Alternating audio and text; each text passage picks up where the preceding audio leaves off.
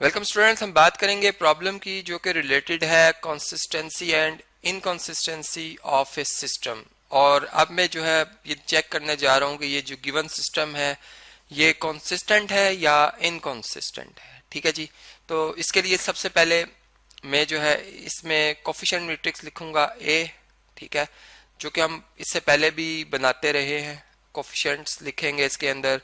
और ये बात आप जानते हैं कि जो फर्स्ट इक्वेशन है उसमें x का कोफिशिएंट 2 है, सेकंड में x का कोफिशिएंट 1 है, थर्ड में x का कोफिशिएंट 1 है। पहले मैंने x के कोफिशिएंट्स लिखे, अब मैं y के कोफिशिएंट्स लिख रहा हूँ।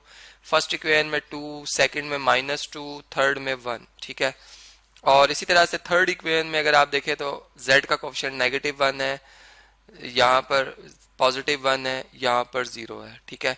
और यहाँ पर फिर ये इस तरीके से ब्रैकेट क्या हो जाएगी जी, क्लोज हो जाएगी। ठीक है, ये हम इसे यहाँ पर इस तरह से क्लोज कर देते हैं।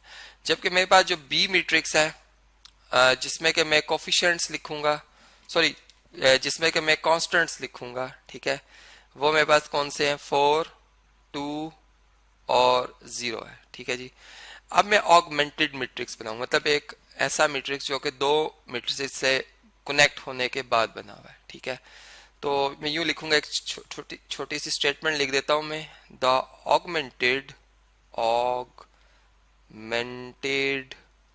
मैट्रिक्स ऑफ द सिस्टम, या आप यूं भी लिख सकते हैं ऑफ द गिवन सिस्टम। ठीक है जी, इज, चलें जी इज लिख देते हैं। वो क्या बनेगा, अब इसके लिए मैं इसे ए और बी भी लिख सकता हूँ इस तरह से, ऑगमेंटेड मैट्रिक्स को। ठीक है, और इसमें हम इसे लिखेंगे जी इस तरह से कि पहले मैं ए मैट्रिक्स की एंट्रीज लिखूंगा। मैं यहाँ पर पहले ब्रैकेट्स को लगा रहा हूँ ताकि ब्रैकेट्स वाला काम जो है वो हम पहले ख़त्म कर लें। अब देखें, ये मेरे पास ए मैट्रिक्स की एंट्रीज हैं, इनको मैं एज इट इज़ लिखूंगा, इसलिए मैं इसे कॉपी कर रहा हूँ। ठीक है, यहाँ पर जो है वो लाइन ऑफ कनेक्शन मैंने शो करनी है। चलें, डॉटेड लाइन में भी हम ड्रॉ कर सकते हैं। ठीक है, और ये मेरे पास आ गया बी मैट्रिक्स की एंट्रीज, तो इसे भी मैं यहाँ पर कॉपी कर लूंगा। ठीक है, चलें अब देखें इसमें ये जो ऑगमेंटेड मैट्रिक्स आया इसके हम एलिमेंट्री रोज ऑपरेशन अप्लाई करेंगे। ठीक है, और यहाँ पे मैं रो इक्विवेलेंट लिखूंगा। मैंने फर्स्ट एंट्री को 1 बनाना है। ठीक है, इसके लिए मैं रोज इंटरचेंज भी कर सकता हूँ। तो मैं जो पहला स्टेप कर रहा हूँ वो क्या कर रहा हूँ कि रो 1 को इंटरचेंज कर रहा हूँ रो 2 के साथ। ठीक है, ताकि मेरी पहली एंट्री 1 बन जाए और फिर 1 से नीचे मैंने 0 बनानी है। मतलब मैं इसे एशलॉन फॉर्म या गॉस जो एलिमिनेशन मेथड मैंने आपको बताया था उससे मैं सॉल्व करने जा रहा हूं। तो रो 1 की जगह रो 2 आ रही है। ठीक है, ये इधर आ रही है, तो ये 1 -2 1 2 ये आ जाएंगी एंट्रीज।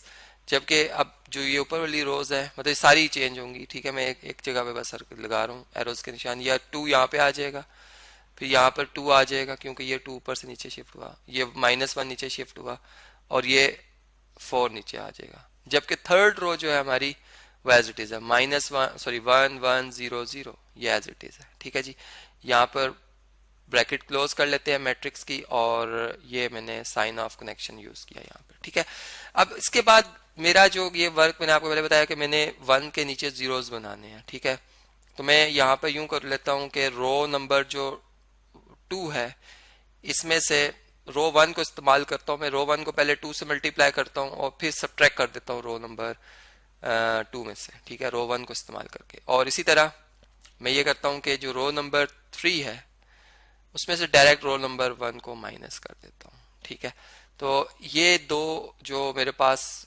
ऑपरेशंस हैं, इसके बाद जो मेरा रिजल्ट आएगा वो मैं लिख रहा हूँ। ठीक है, तो इसलिए आप कुछ रफ वर्क आप भी कीजिएगा। ठीक है, यहाँ पे बेशक पॉज कर लें, आप वीडियो देखें, खुद रफ वर्क करें और उसके बाद मैच कर लें आंसर को कि आया कि आप ठीक चल रहे हैं, क्योंकि असल लर्निंग यही है कि आप खुद वर्क करें। ठीक है, तो यहाँ पर ये हमने इस तरह से जो है वो इसे कनेक्ट किया हुआ था। देखें यहाँ पर 0 आएगा, और यहाँ पे मैं एक छोटी सी कैलकुलेशन आपको करा देता हूँ कि 2 और ये -2, जब -2 से मल्टीप्लाई तो +4 हो जाएगा। 2 में आप 4 ऐड करेंगे 6 आएगा। ठीक है, इसी तरह यहाँ पर -3 आ जाएगा, और यहाँ पर आपके पास जो है वो 0 आ जाएगा। ठीक है, रो नंबर जो 3 है इसमें देखें 1 में से 1 माइनस करें 0 आएगा, ये 3 आ जाएगा। ठीक है, इसी तरह यहाँ पर -1 आएगा और यहाँ पे -2 आ जाएगा। ठीक है, अब हमने इस एंट्री को 1 बनाना होता है, इसके बाद हमारा वर्क, जैसे इस एंट्री को 1 बनाया था, ये हमारा फर्स्ट था, अब सेकंड वर्क हमारा ये है। तो इसके लिए मैं क्या करूँगा, मैं जो रो नंबर 2 है इसको 6 से डिवाइड कर देता हूँ। ठीक है, यहाँ पर तो इसमें यूँ लिखूंगा मैं कि रो 2 को 1/6 से मल्टीप्लाई कर रहा हूँ मैं। ठीक है, यहाँ पे हम रो इक्विवेलेंट लिखेंगे और हम यहाँ पर लिखेंगे जी 1 -2 1 2। Third row as it is ही है, इसे लिख देते हैं 0 3 -1 -2।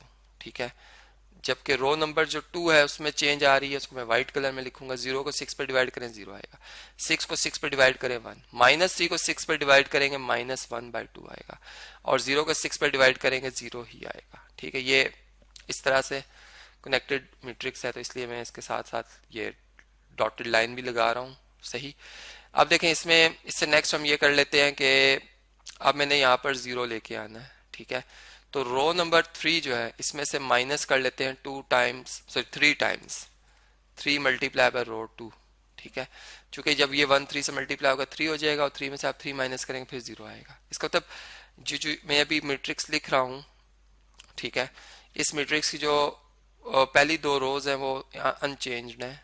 ठीक है, वो अनचेंज्ड है, इसलिए मैं इसी मैट्रिक्स की जो ये पहली 2 रोज हैं इनको एज इट इज कॉपी कर रहा हूँ, चूंकि इनमें कोई चेंज नहीं आएगा।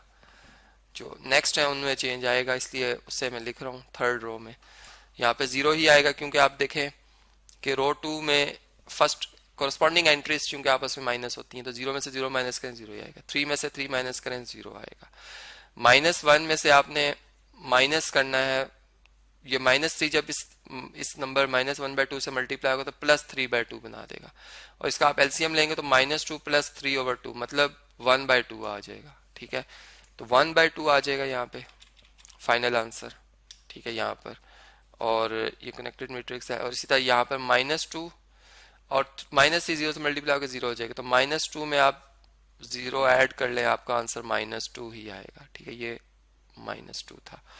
तो इस तरह से हमने यहाँ तक तो लिख लिया। अब इससे नेक्स्ट जो है, अगर आप देखें तो अब हमारे पास मतलब वेरिएबल्स जो है उनकी वैल्यूज आ सकती हैं। ठीक है, आप जानते हैं कि ये हमारे पास z का कोफिशिएंट है, ये x का था। ठीक है, और ये y का, सॉरी ये y का था और ये z का था। ठीक है, और यहाँ पर x का भी, y का भी, z का भी है। तो हमारे पास जो इक्वेशंस आएंगी ये इक्विवेलेंट सिस्टम में रिड्यूस हो गई हैं। ठीक है, मैं यूं लिखूंगा कि equivalent system of given system is, ठीक है जी, गिवन सिस्टम इज, तो इसमें अगर आप देखें तो ये z मल्टीप्लाई बाय 1/2, तो ये z/2 आ जाएगा।